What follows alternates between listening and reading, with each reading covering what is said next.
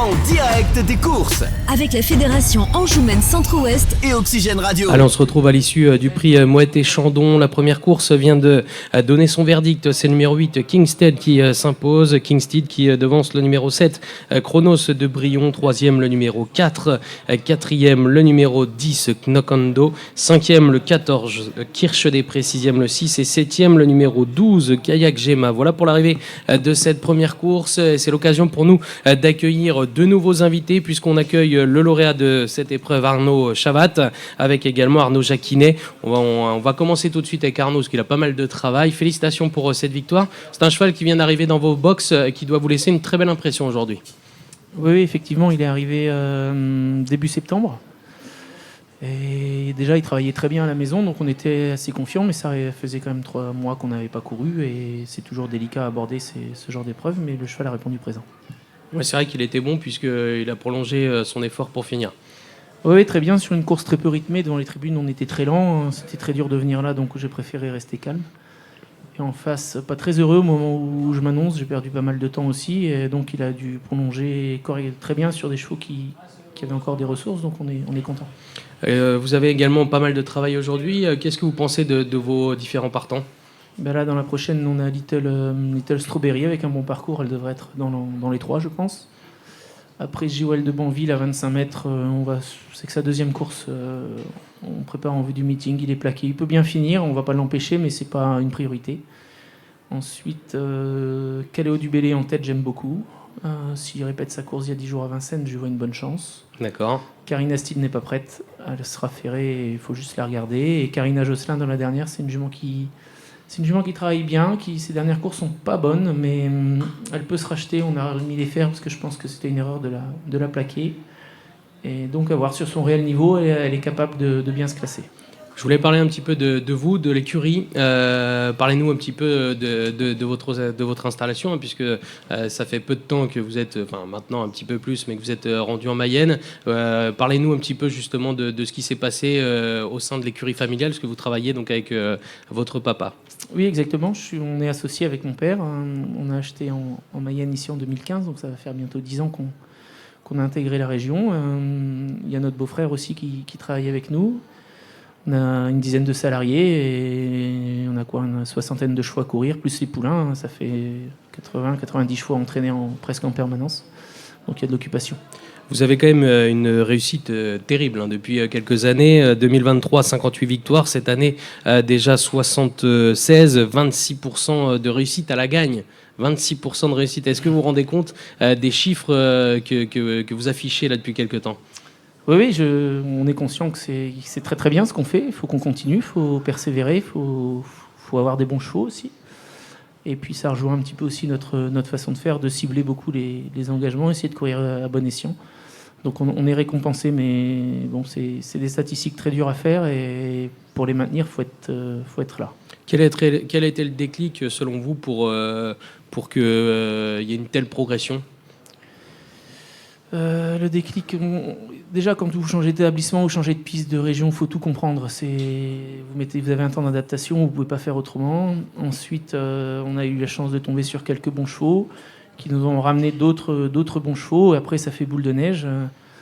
Là, récemment, on a quand même récupéré une qualité de chevaux assez intéressante. Donc forcément, quand vous travaillez avec des bons chevaux, vous êtes aussi plus malin. Mais bon, tout ça, c'est une globalité de plusieurs choses. Il y a plein de choses qui vous amènent là. Il faut un peu de chance aussi. C'est vrai qu'on vous voit avec de plus en plus de nouvelles casaques depuis quelques temps, de plus en plus de nouveaux propriétaires. On sent vraiment une certaine effervescence autour de votre écurie. Oui, c'est vrai. On va pas se cacher qu'on a eu beaucoup de demandes de récemment, dont des casaques assez prestigieuses qui sont c'est quand même très très intéressant de rentrer des casaques comme ça à la maison, qui vous ramènent de la qualité, des bons chevaux. Donc on est content, c'est bien. On a toujours travaillé pour essayer d'évoluer. On est sur la pente ascendante, donc faut continuer maintenant. Faut voir le haut niveau. Comment est-ce que vous faites ? Est-ce que vous allez continuer avec votre marque de fabrique, enfin votre façon de faire, ou est-ce que le fait d'avoir de plus en plus de demandes, de plus en plus de propriétaires, ça change la donne un peu au sein de l'écurie ? Vous allez augmenter le nombre de chevaux, ou vous allez sélectionner plus dur ? C'est quoi le nombre de chevaux mathématiquement est obligé d'augmenter. Maintenant, la sélection sera certainement aussi un petit peu plus forte parce qu'il faut rester très cohérent dans ce qu'on fait. Sinon, si on ne suit plus nos chevaux le matin, on ne peut plus être performant. Et donc, on est en train d'améliorer nos infrastructures, etc. Maintenant, notre façon de faire sur la gestion de carrière, tout ça, non, c'est ce qui nous a amené là. Et il est hors de question de changer. Et ça ne nous empêchera pas de courir des 2 ans quand ils sont capables ou de les attendre à 4 ans quand il faut attendre 4 ans. Ça, ce sera du cas par cas, il n'y a aucun souci. Et puis, il y a un truc très impressionnant chez vous, c'est que vous visez quasiment toujours juste. Enfin, en tout cas, on a l'impression vraiment que vous faites le programme à fond et vous n'hésitez pas à aller à droite, à gauche, un peu partout en France pour engager au mieux des capacités de vos chevaux. Oui, je pars du principe que quand les chevaux sont bien, il faut courir sur leurs points forts. Parce que pour gagner, aujourd'hui, c'est très dur. La concurrence est rude. Les professionnels sont tous plus ou moins quand même aguerris, sont tous bons. Donc si votre cheval est bien et que vous allez sur ses points faibles, vous ne gagnerez jamais. Donc quand on a une course millimétrée, même s'il faut faire un petit peu de kilomètres, le cheval est en forme, on y va parce que sinon c'est délicat à gérer. Si on attend la course aux portes de la maison, on ne va pas gagner souvent. Et comment ça se passe le matin avec le papa Est-ce que vous avez des rôles bien définis ? Comment ça se passe ? Non, on trotte tous les deux toute la matinée, hein, on bosse ensemble, il n'y a pas de... Tout le monde est présent, tout le monde fait son travail. Voilà, il n'y a rien de plus qu'ailleurs. Un mix de l'ancienne et nouvelle école, peut-être ? Oui, certainement. Il y a un tout. Hein. Il faut évoluer tout le temps, même encore maintenant. Il faut regarder ce que bien autour de soi, c'est important. C'est un métier où il faut toujours évoluer. Mais oui, il donne des conseils précieux. Puis on essaie d'amener un peu. On a essayé d'amener un peu de modernité. Maintenant, on s'est stabilisé quand même, mais on a beaucoup changé nos façons de faire depuis 4-5 ans. Est-ce que vous avez des noms à nous donner pour les gens qui nous regardent, de choix à suivre peut-être pour cet hiver, puisque le meeting vient de commencer ? Oui, j'aime beaucoup Joker d'Échalier, qui demeure à mon sens en retard de gain. S'il reste en bonne forme, il devrait faire un très très bel hiver. Merci. Je vous laisse foncer, puisqu'il y a la prochaine qui se profile. Merci Arnaud. Félicitations encore pour cette victoire. On va désormais accueillir Arnaud Jacquinet, responsable commercial Mouette et Chandon, événement mondain. Bonjour. Bonjour. N'hésitez pas à prendre le micro. Présentez-nous un petit peu Mouette et Chandon. Alors, personnellement, je connais bien, mais... Alors, je pense que tout le monde connaît la grande maison Mouette et Chandon. Mouette et Chandon, c'est aujourd'hui la première marque internationale, puisque nous commercialisons plus de 35 millions de bouteilles par an, qui représentent plus de 10% de la production champenoise. Mais sur ces 35 millions, 90% sont à l'export. Donc moi, j'ai le privilège de m'occuper uniquement des sports qui intéressent la marque Mouette, donc beaucoup le monde du cheval. Donc le trot, bien sûr un partenariat avec le cheval français, le galop avec France Gallo. On a quelques très beaux concours hippiques, notamment celui de la Bolle et celui de Dinard. On s'occupe beaucoup du golf et nous revenons à partir de l'année prochaine en Formule 1. D'accord. Voilà. Comment est-ce que vous expliquez ce lien entre Mouette et Chandon et les courses hippiques ? Ça a toujours été ? Ça a toujours été, ça date des années 50. Les premières manifestations sportives ont été organisées autour des 24 heures du Mans. D'accord. Donc Mouette et Chandon étant un produit de qualité, de prestige, mais surtout un produit festif. On a toujours trouvé que l'image du sport correspondait à l'image de Mouette et Chandon. Et l'image des courses hippiques également, pour vous ? Tout à fait. Parce que, vous savez, on a ce grand privilège dans le monde du cheval, c'est de mériter le champagne quand on gagne, et puis surtout de se pardonner quand on perd. Donc il y a toujours un moyen extraordinaire, un moyen festif pour déguster du champagne, mais surtout du Mouette. C'est vrai qu'on a l'habitude sur les hippodromes, dès qu'il y a une course de gagner, hop, une petite bouteille de Mouette. C'est devenu même presque une tradition. Exactement, oui. Je vous dis, ça date des années 50. Et ce n'est pas uniquement une image nationale, puisque vous allez à Ascot, nous sommes partenaires. Vous allez à Melbourne, nous sommes partenaires. Vous allez au Kentucky Derby, nous sommes partenaires. Vous allez à la Japan Cup, nous sommes partenaires. Donc c'est vraiment une image internationale, mais qui correspond tout à fait à ce que Mouette veut. Ce que Mouette veut, justement, c'est vraiment de poursuivre ce partenariat avec les courses hippiques en général, pas juste en France, c'est vraiment au niveau mondial. Parce que c'est tout à fait, je le répète, c'est tout à fait l'image de la maison. Ça reste festif, mais ça reste très élégant. Est-ce que vous avez des projets ? Comment est-ce que vous faites pour traverser les années, justement ? Mais parce que d'abord, on a le privilège d'être encadré par des gens de marketing et de communication qui ont toujours un petit moment d'avance.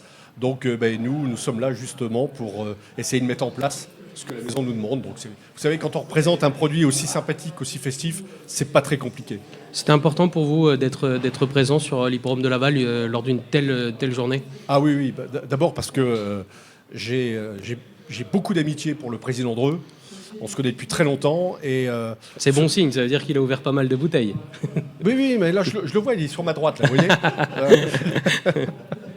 Non, mais c'est vrai, et en plus, c'est un pur privilège. Je n'ai pas l'impression de venir travailler quand je viens à Laval. Vraiment, je viens pour côtoyer des amis. Et comme je sais que la marque est bien représentée dans la région, pour moi, c'est du pur bonheur. Est-ce que, avant de travailler pour Moët & Chandon, vous étiez intéressé déjà par les courses? Ah, toujours. J'ai toujours été un grand passionné de chevaux. Et quand je suis remonté, dans ma carrière, je me suis occupé notamment de la Principauté de Monaco et de Cannes. Et quand je suis remonté m'occuper du Prestige à Paris en 2000, j'avais proposé à la maison de revenir dans le monde du cheval. Et ils m'ont dit open, bien sûr. Ça correspond tout à fait à ce que Moët & Chandon recherche. Alors, on a parlé du sport. Est-ce qu'il y a également d'autres événements que Moët & Chandon souhaite couvrir et développer à l'avenir? Alors, ça dépend des opportunités. On est énormément présent dans le monde du spectacle, dans le monde du cinéma notamment. Donc, oui, c'est tout cet environnement festif qui correspond à la marque. Voilà, c'est ce qui nous intéresse. Merci d'être passé nous voir. Merci. Et puis on se retrouvera peut-être autour d'une coupe Avec tout à l'heure. Merci en tout cas d'être passé. On se dirige désormais vers la deuxième épreuve du programme. C'est une épreuve très intéressante. C'est le Trot Open des régions d'Anjoumen, 3 ans, course qualificative donc pour la finale. Une course intéressante, je le disais. Il y a 2850 mètres à parcourir avec d'excellents compétiteurs au départ de cette épreuve et notamment à 25 mètres puisqu'on retrouve notamment Lila Castel qui vient de s'imposer dans un très bon style, Little Strawberry tombé sur un os dernièrement mais qui reste sur une excellente prestation, et puis également on retrouve au premier échelon Lutin de Reux avec Alexandre Abrivard qui découvre un engagement favorable puisqu'il partira au premier échelon. C'est le favori assez logique de cette épreuve. Vous l'avez compris, une course vraiment très intéressante avec de très bons poulains au départ puisqu'il y a également la Diva Suprême, Leader d'MT, j'en passe puisque ce sont des chevaux qui vont tous briller certainement cet hiver à Vincennes. Donc n'hésitez pas à regarder cette course et à noter puisque vous aurez certainement ensuite des bonnes notes pour l'avenir et notamment pour le meeting d'hiver. On se retrouve juste après cette deuxième épreuve. À tout à l'heure.